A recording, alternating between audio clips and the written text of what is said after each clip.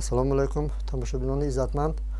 Инак мо ба шумо дар силсила намоишҳои шифохонаи табиат намоиши навбатиро оиди растаниҳои шифобахш таҳия намуда пешниҳод менамоем ва имрӯз мо ба шумо оиди растаниҳои шифобахше ки ҳангоми бемориҳои узвҳои нафаскашӣ истифода бурда мешаванд ба таври мухтасар бошад ҳам маълумот пешниҳод мекунем. пеш аз он ки оиди ин растаниҳо ман ба шумо сухан ронам, аввал мехостам ба шумо оиди узвҳои нафаскашӣ камтар маълумот диҳам. узвҳои нафаскашии инсон аз шартан ба узвҳои нафаскашии қисмҳои боло ва қисмҳои поён тақсим карда шудааст. узвҳои нафаскашӣ аз ковокии даҳон, ковокии бинӣ ва поёни ковокии даҳон иборат буда, дар душохае ки дар он ҷо ковокии узвҳои нафаскашӣ ва узвҳои ҳозима ҷудо мешаванд, шартан ба қисми узвҳои нафаскашии поёнӣ ҷудо карда мешавад. сипас дар қисми поёнии узвҳои нафаскашӣ трахеяҳо, ду бронх, бронхитҳо ва алвеолеҳо ҷойгиранд ки ин алвеолеҳо дар ду қисми шуши инсон ҷойгир мебошанд. вазифаи узвҳои нафаскашии инсон ин мубодилаи газҳое ки барои фаъолияти мӯътадили организми инсон, умуман организми зинда лозим мебошад, иборат аст. яъне дар алвеолаҳо ба таркиби хуне ки дар гардиши хурди хун давр мезанад, аз таркиби нафаси одам ки аз атмосфераи ҳаво иборат аст, гази кислородро гирифта, хун аз худ гази карбонат ки натиҷаи процессҳои биокимиявии организм мебошад ва барои организми инсон нолозим аст, онро ба ҳаво медиҳад ва дар натиҷаи нафас баровардан гази карбонат аз организм ихроҷ карда мешавад. бояд гӯем ки нафаскашӣ яке аз функсияҳои хело лозимии организм мебошад. инсони муқаррарӣ дар як дақиқа то 14 маротиба нафас мекашад ва нафас мебарорад ва дар ҳолатҳои алоҳида ин миқдори нафаскашӣ ва нафасбарорӣ аз 10 ва то 18 маротиба шуданаш мумкин аст. яъне ҳамин хел шудани нафаскашӣ аз эътибор дур нест. дар кӯдакони навзод бошанд, онҳо дар як сония 1 маротиба нафас мекашанд ки ин барои кӯдакони навзод ин меъёри муқаррарӣ мебошад. бояд гӯем ки бемориҳое ки дар узвҳои нафаскашӣ ба мо вомехӯранд, асосан ин натиҷаи обутоб надодани организм, натиҷаи тарзи ҳаёти носолим, дар шароитҳои сард бисёр гаштан ва гарму хунук намудани организм сабабгор шуда метавонад. дар ковокии даҳони одам бисёр намуди микроорганизмҳое ки ангезандаи беморӣ шуда метавонанд ҷойгир мебошанд ва аз ин сабаб тарзи ҳаёти солим, тоза нигоҳ доштани ковокии даҳон, сари вақт тоза намудани дандонҳо, ин яке аз омилҳои асосии пешгирии на фақат бемориҳои узвҳои нафаскашӣ, балки узвҳои ҳозима низ мебошад. бемориҳое ки узвҳои нафаскашӣ ба он гирифтор мешаванд, ин асосан илтиҳоби ковокии даҳон, илтиҳоби гулӯ, трахеит, бронхит ва сипас дар ҳолатҳои вазнин шудани беморӣ илтиҳоби шушҳо мебошад. бояд гӯем ки ангезандаи бемориҳои узвҳои нафаскашӣ ин ҳам стафилококкҳо, ҳам стрептококкҳо, ҳам пневмококкҳо ва дигар намуди микроорганизмҳо шуда метавонанд ва дар ин ҳолатҳо аз гиёҳҳои шифобахш истифода бурдани беморон аз эътибор дур нест ва натиҷаҳои хело хубро ба даст овардан мумкин аст. ҳаминро бояд қайд намоям ки ҳангоми бемориҳои сабуки узвҳои нафаскашӣ гиёҳдармонӣ воситаҳои растанигӣ хело натиҷаҳои хуби муолиҷавӣ медиҳанд ва агар дар ҳолати вазнин гузаштани бемориҳо, дар ҳангоми ангезандаи бемориҳо будани микроорганизмҳои стрептокок, стафилокок ва пневмокок, истифодаи антибиотикҳо ки онҳо ба нест намудани ҳамин микробҳо оварда мерасонанд хело лозим мебошад. дар ин ҳолатҳо гиёҳдармонӣ дар марҳилаи дуюми муолиҷа қарор мегиранд. аз ҳамин сабаб бисёр хуб мешуд агар ҳангоми бемор шудан шумо бо духтури муолиҷавӣ маслиҳат намуда аз тавсияҳои ӯ истифода баред. ман ба шумо ҳоло якчанд растаниҳои шифобахшеро ки ҳангоми муолиҷаи узвҳои ҳозима истифода бурда мешаванд нисбати онҳо камтар бошад ҳам маълумоти мухтасар медиҳам. бояд гӯем ки бемориҳои узвҳои нафаскашӣ ҳам якумин дараҷа ва ҳам дуюмин дараҷа мешаванд. яъне бемориҳои узвҳои нафаскашӣ якумин дараҷа ин новобаста бемории узвҳои нафаскашӣ мебошад. бемориҳои узвҳои нафаскашии дуюмин дараҷа ин натиҷаи дигар бемориҳое ки бемор аз сар гузаронда истодааст мебошад. яъне бо забони русӣ инро осложнение мегӯянд. яъне натиҷаи бемории асосӣ мебошад. ҳангоми дар ҳолати горизонталӣ бисёр хобидани беморҳое ки пас аз амалиётҳои ҷарроҳӣ гузаштаанд ҳамин бемориҳои узвҳои нафаскашӣ низ ба миён омаданаш мумкин аст. инак ман ба шумо оиди растаниҳои шифобахше ки ҳангоми бемориҳои узвҳои нафаскашӣ истифода мебаранд камтар маълумот медиҳам. аз растаниҳои шифобахш бисёр намояндаҳои оилаи лабиатсия ин пудина хело васеъ истифода бурда мешавад. бояд гӯям ки пудина дар шароити тоҷикистони мо ҳам пудинаи боғӣ, ҳам пудинаи осиёмиёнагӣ ва ҳам пудинаи саҳроӣ якчанд намуди пудинаҳо мавҷуданд. онҳо мансуби оилаи ламиатсия буда растаниҳои бисёр сола мебошанд. ҳамчун растаниҳои ёбоӣ дар канори марғздорҳо, дар канори киштукорҳо, дар канори ҷӯйборҳо ва дарёҳо ба таври табиӣ хело васеъ паҳн гардиданд. онҳо таркибан аз равғанҳои эфирӣ ки хело хосиятҳои хуби зидди илтиҳобӣ доранд бой мебошанд. дигар растание ки ҳангоми бемориҳои узвҳои нафаскашӣ истифода бурда мешавад ин момоқаймоқ мебошад. онро дар баъзе мавзеъҳо ҳам чилғӯза ва ҳам зарқақ мегӯянд. бо забони илмӣ онро мачоқ жолте мегӯянд, яъне лолаи зард низ мегӯянд. бояд гӯям ки момоқаймоқ таркибан аз алкалоиди глаутсин ки хосияти хело пурқуввати зидди сулфавӣ дорад бой мебошад ва ҳангоми бемориҳои узвҳои нафаскашӣ ки дар натиҷаи он сулфаи хушк ба миён меояд истеъмоли ҳамин момоқаймоқ мақсад хело дур намебошад.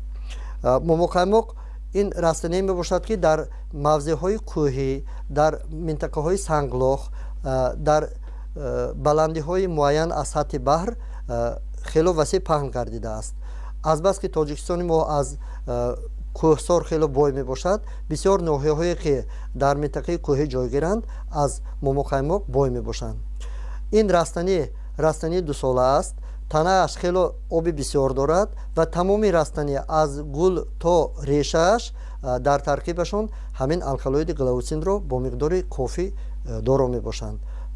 бояд гӯям ки ҳангоми хушконидани момоқаймоқ ҳаминро ба эътибор гирем ки ӯ аз сабаби он ки дар таркибаш оби бисёр дорад барои хушкониданаш бисёр аҳамияти калонро талаб мекунад.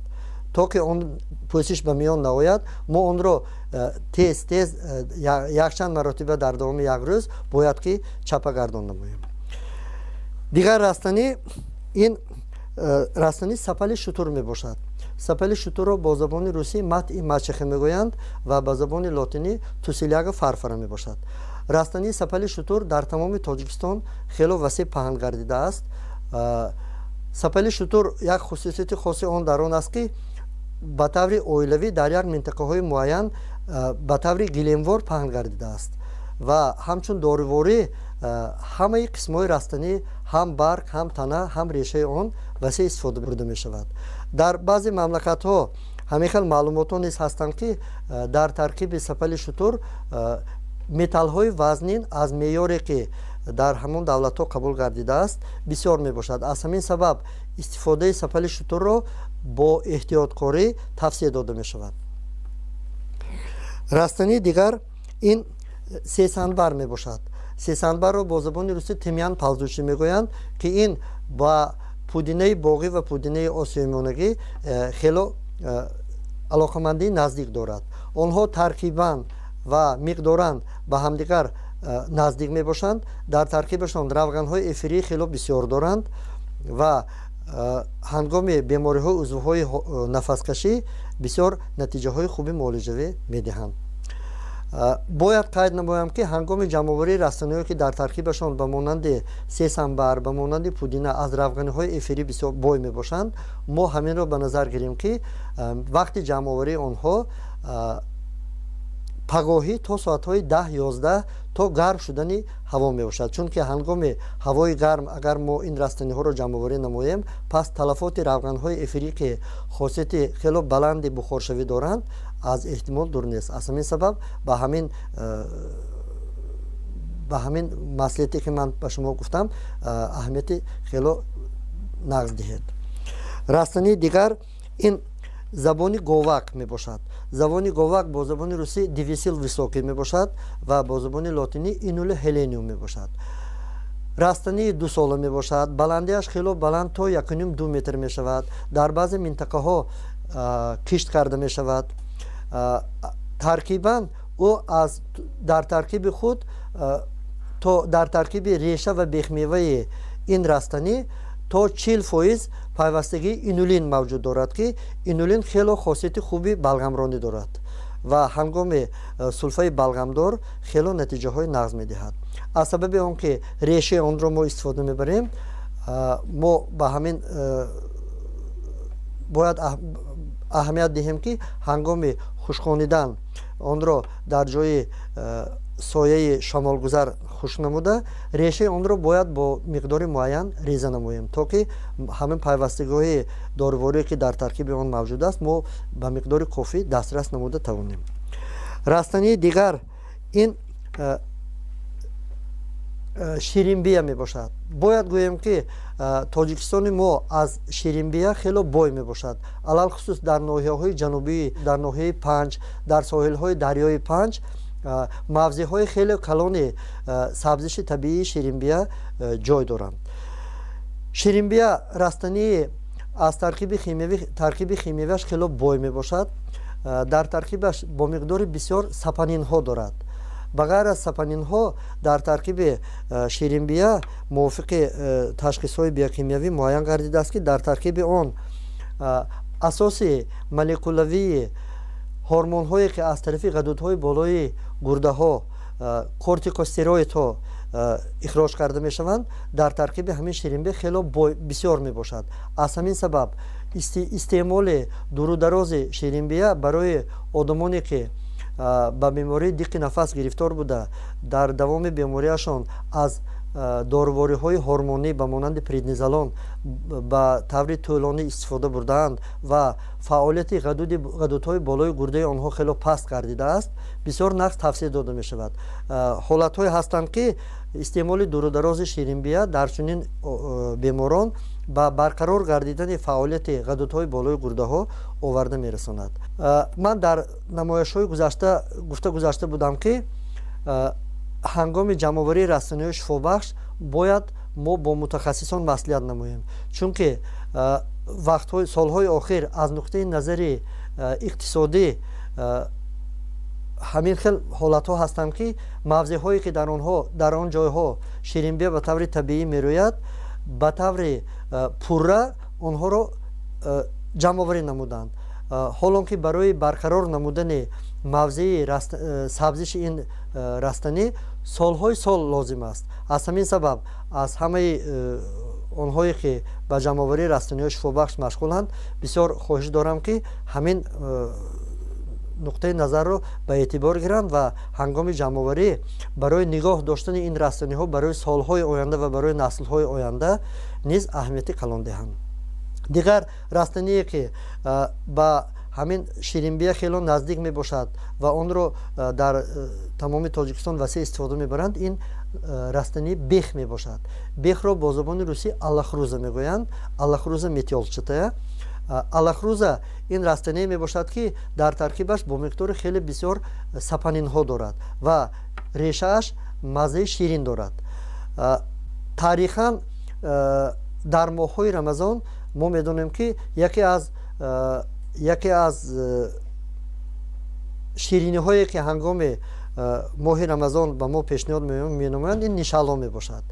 бояд гӯям ки нишалло маҳз бо истифодаи ҳамин решаи бех ба даст оварда мешавад. ӯ дар таркибаш сапанинҳои бисёр дорад ва дар натиҷа кафк пайдо мекунад, кафки ширин пайдо мекунад.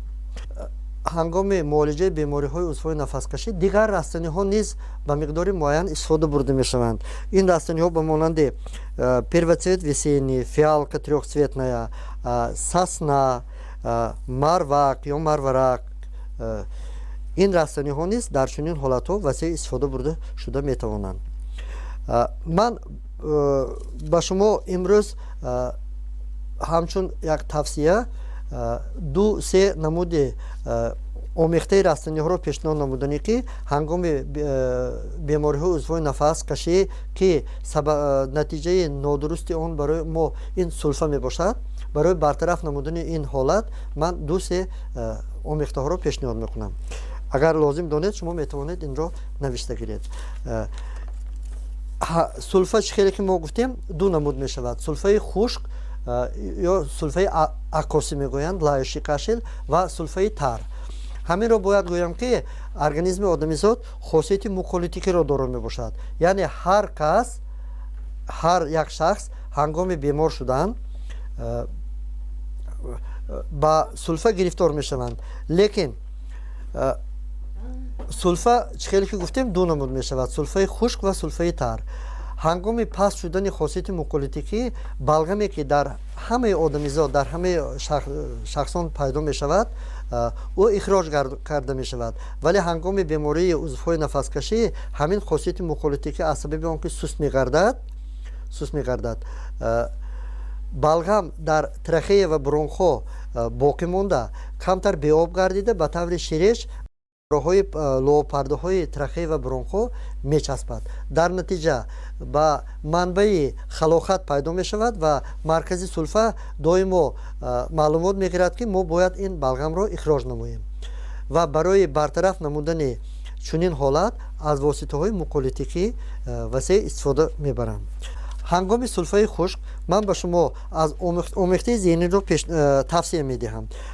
пудинаи боғӣ 1 қисм, арпабодиён 0,5 қисм, момоқаймоқ ки дар таркибаш глаутсин дорад 1 қисм ва сесанбар 1 қисм. омехтаи ин растаниҳоро шумо аз ҳамин омехта дамоба тайёр намуда истеъмол намоед, пас сулфаи хушки шуморо бартараф месозад. ҳангоми сулфаи балғамдор омехтаи зеҳниро ман ба шумо пешниҳод мекунам. шумо метавонед омехтаи ширинбия, мармарак, сапали шутур ва арпабодиёнро гирифта омехта намуда аз он дамоба тайёр намоед. дигар омехтае ки дар чунин ҳолатҳо хеле натиҷаи хуб медиҳад, ин пудинаи боғӣ, ширинбия, зағоза, арпабодиён, зардришка, забони говак ва гули хайрӣ мебошад. тамошобинони иззатманд, ҳар як соҳа мутахассиси худро дорад ва ҳангоми бемор шудан хеле хуб мешуд агар шумо ба мутахассисони соҳаи тиб, ба духтурон ва дорусозон муроҷиат намоед. дар ин ҳолат онҳо ба шумо омехтаи растаниҳое ки барои организми шумо ба таври индивидуалӣ хеле мутобиқ мебошад, онро пешниҳод намуда ба шумо дорувории лозимиро тайёр намуда пешниҳод менамоянд. ин буд он маълумотҳое ки мо ба шумо оиди растаниҳои шифобахше ки дар ҳангоми муолиҷаи бемориҳои узвҳои нафаскашӣ гуфтанӣ будем, ба шумо мо пешниҳод намудем. ба шумоён тани сиҳат, хотири ҷамъ мехоҳем. саломат бошед то намоишҳои оянда.